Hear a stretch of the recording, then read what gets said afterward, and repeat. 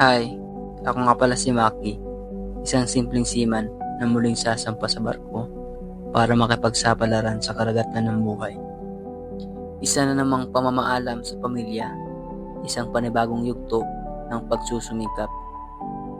Hindi madali ang ganitong buhay, malayo sa pamilya, silat sa oras, ngunit puno ng pag-asa at pangarap.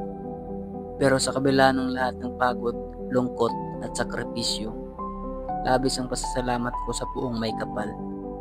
Sa Kanya ang lahat ng papuri. All glory to God. Dahil sa bawat biyaya, proteksyon at oportunidad na binigay niya sa akin, isa na naman itong katuparan ng isang pangarap na sumampa sa international vessel. Isang bagay na pinapangarap din ng marami sa amin sa industriya ng marino. Hindi ko rin makakalimutan pasalamatan ng mga taong naging bahagi ng paglakbay kong ito.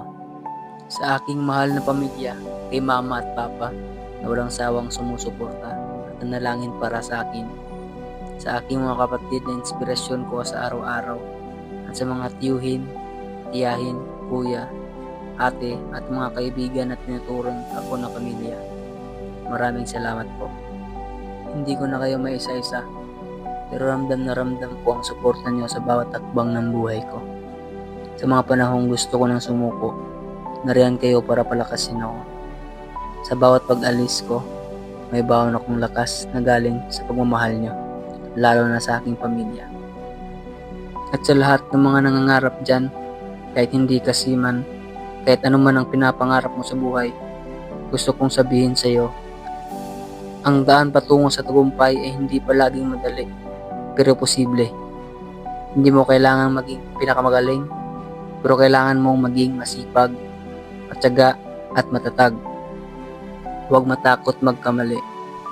Huwag mawalan ng pag-asa kung mabagal ang proseso. At higit sa lahat, huwag kalimutang manalangin. Dahil ang Diyos, Siya ang tanging nakakaalam ng takbo ng ating buhay. Siya ang nagbibigay ng tamang pagkakataon sa tamang panahon. Kapag inuna mo siya at sinamahan ng sipag, tiyaga at dedikasyon, darating ang araw na matatanggap mo rin ang bunga ng iyong pagsusumikap. Kaya kapit lang kaibigan, laban lang, libre lang mangarap, walang imposible sa taong may tiwala sa Diyos at sa sariling kakayahan. At gusto ko rin sanang linawin ito. Hindi porket hindi na ako madalas magparamdam ay ibig sabihin ay nakalimutan ko na kayo, mga kaibigan.